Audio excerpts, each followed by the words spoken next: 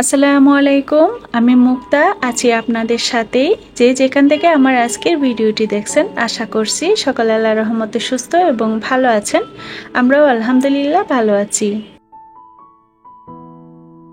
বাসার বাজার সদাই সব সময় রাত্রিবেলায় করা হয়। সোয়ার বাবা বাসায় ফেরার সময় যা যা লাগবে নিয়ে আসে।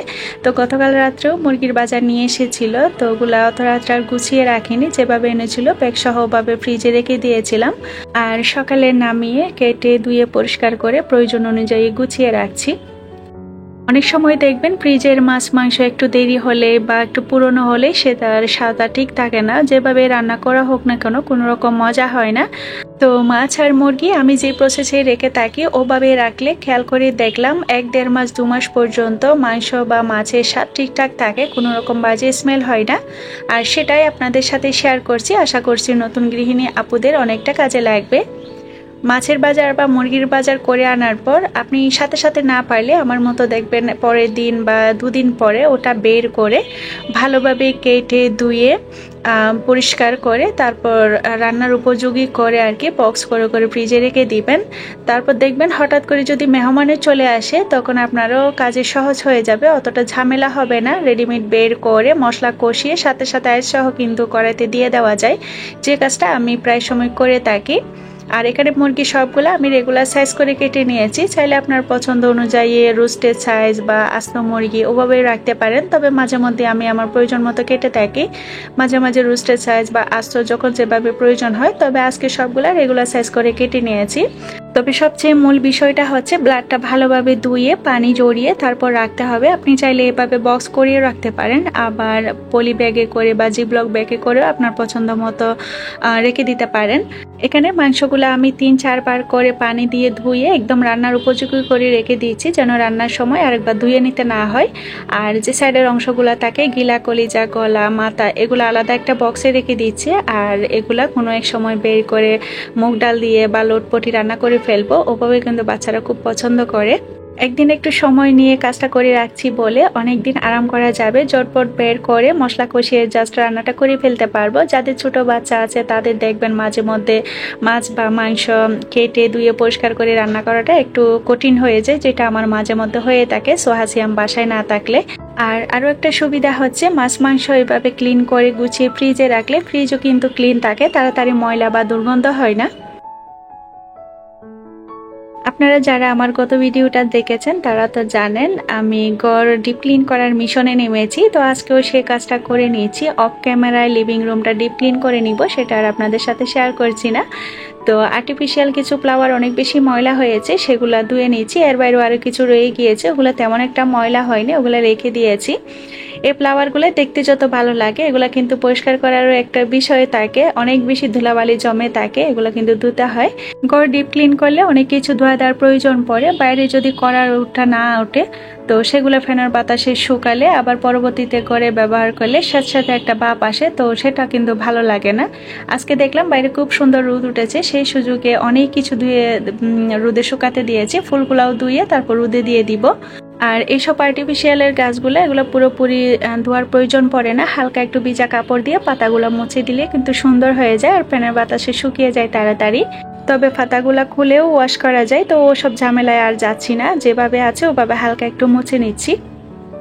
ঘরে যে শুধু সুন্দর সুন্দর জিনিস দিয়ে আপনি সাজালে কিন্তু হবে না, সেগুলো পরিষ্কার পরিচ্ছন্ন রাখাটাই হচ্ছে আসল বিষয়, যেটা আমার মনে হয় আর কি। তো এদিকে আরো টুকটাক কাজ করে এসেছি, ততক্ষণে ফ্লাওয়ারগুলো দেখলাম খুব সুন্দর পরিষ্কার হয়ে গিয়েছে। এভাবে ভিজিয়ে রাখলে এবার শুধু পাউডারের পানি থেকে তুলে আবার একটু ফ্রেশ পানি দিয়ে ধুয়ে নিলে হয়ে যাবে। আপনি যদি এখন পর্যন্ত আমার ভিডিওটি সাথে থেকে থাকেন আর আমার আজকের ভিডিওতে দেখানো কোনো অংশ যদি আপনার ভালো লেগে যায় তো প্লিজ একটি লাইক দিতে ভুলবেন না। আর আপনি যদি আমার চ্যানেল আজ নতুন হয়ে থাকেন আর আপনি যদি এই ধরনের ভিডিও দেখতে পছন্দ করেন, চাইলে আমার চ্যানেলটি সাবস্ক্রাইব করে পাশে থাকা অপশনটি প্রেস করে রাখতে পারেন। কাজগুলো যদি আপনি অলরেডি করে থেকে থাকেন তো আপনাকে জানাই অসংখ্য ধন্যবাদ। বাহিরে জলমলে রোদ, মুহূর্তে আবার চারিদিকে অন্ধকার মেঘেছে, বৃষ্টি নামে। এই সময়ের ওয়েদারটাই এমন। সুন্দর রোদ দেখলে বারান্দায় সবকিছু মেলে দিয়ে অন্য কাজে চলে যায়, কখন যে বৃষ্টি এসে হাফ ভেজা হয়ে যায় সেটা বুঝতেই পারি না। পরবর্তীতে আবার ভেজা কাপড় চোপড়গুলো ফ্যানের বাতাসে শুকাতে দিতে হয়। সকালের নাস্তায় ছিটরুটি বানিয়েছিলাম। ছিটরুটি বা ছিটপিঠাটা বানালে চুলার আশেপাশে চুলার অবস্থাটা কিন্তু খুবই খারাপ হয়ে যায়, যেটা আমরা যারা বানাই তারা তো জানি। তো সকালে আজ চুলাটা ক্লিন করা হয়নি, ডিপ ক্লিনিংয়ের কাজ যেহেতু করছি ওই কাজে লেগে পড়েছিলাম। তো ওইদিকে শেষ করে এসে তারপর দুপুরে রান্না করতে এসেছি আর চুলাটা হালকা মুছে নিয়েছি। যদিও রান্নার পরে আবার কাউন্টার টপ চুলার আশেপাশে বা চুলাটা সাবান দিয়ে ক্লিন করে নিব, যেটা আমি প্রতিদিন করে থাকি।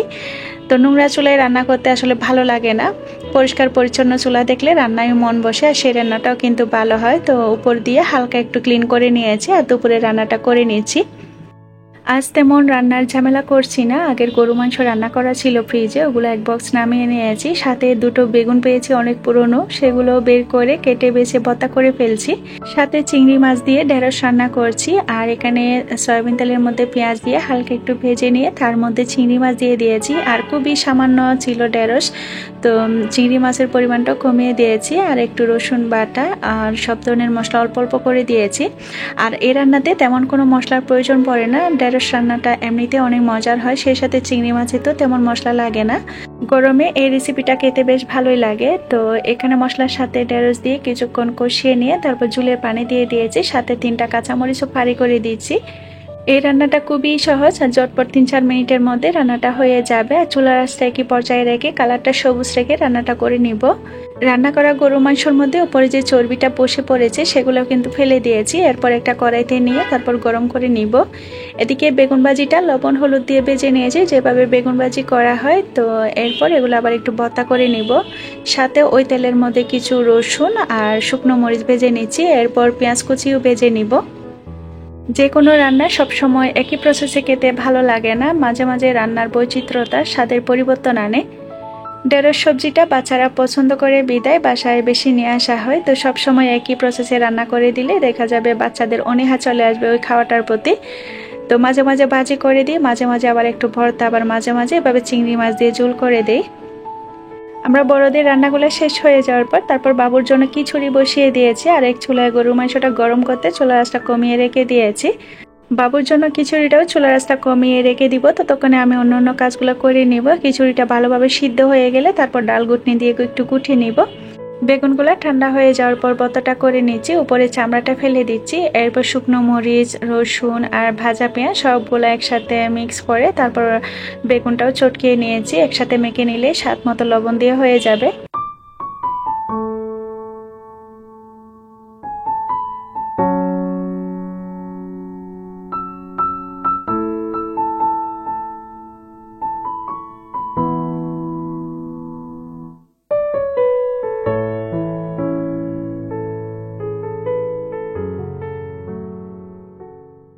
ডিপ ক্লিনিংয়ের কাজ করলে অনেকটা সময় লাগে, তো সকালের দিকে কাজের চাপ তো একটু বেশিই থাকে, সেই সাথে রান্নাবান্না, বাচ্চাদের খাওয়া দাওয়া, তাদের গোসল করানো সব কিছু মিলিয়ে আর ড্রয়িং রুমটা গুছিয়ে নেওয়া সম্ভব হয়নি। তো বিকালের দিকে সেটা আবার গুছিয়ে নিচ্ছি। আগের কার্পেটটা সরিয়ে নতুন একটা কার্পেট দিয়েছি, এই তো আগের সব কিছু আবার গুছিয়ে নিয়েছি আগের মতন করে। বাবু যেহেতু এখন হাঁটে, তো হাতের কাছে যেটা পায় সেটা ধরে ফেলে দিতে চায়, দেখতে চায়। তো এসব কিছু কিন্তু এতদিন সরিয়ে রেখেছিলাম। এই রুমে যেহেতু এতদিন বাবু বেশি সময় কাটাতো, টিভি দেখতো, আমাদের বেডরুমের টিভিটা যেহেতু এখন ঠিক হয়েছে, ওটা দেখে এই রুমে তেমন একটা আর এখন আসে না। তো এই সুযোগে ভাবলাম ড্রয়িং রুমটা একটু সুন্দর করে গুছিয়ে রাখি, কোনো গেস্ট আসলে যেন আবার দৌড়াদৌড়ির মধ্যে পড়ে যেতে না হয়। আর্টিফিশিয়াল ফ্লাওয়ারগুলো শুকিয়ে যাওয়ার পর ওগুলো আবার জায়গা মতো রেখে দিচ্ছি। অনেকেই বলেন সংসার সুখের হয় রমণীর গুণে, তবে গুণবান স্বামী যদি তাকে তার শোনে, তাই না? সোয়ার বাবা কিছু গিফট এনেছে, ওগুলো আপনাদের সাথে শেয়ার করছি।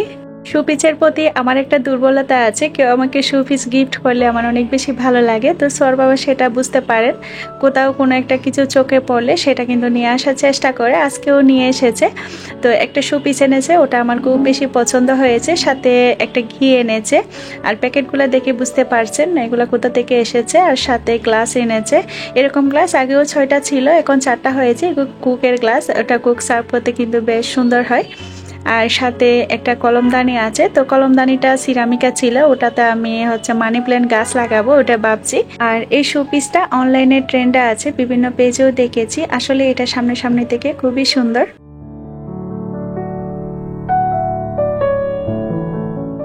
আজকের ভিডিওটা এ পর্যন্তই। আল্লাহ সবাইকে সুস্থ রাখুন, ভালো রাখুন সে কামনা করে আর আমার পরবর্তী ভিডিও দেখার আমন্ত্রণ জানিয়ে আজকের ভিডিওটা এখানেই শেষ করছি। আল্লাহ হাফেজ।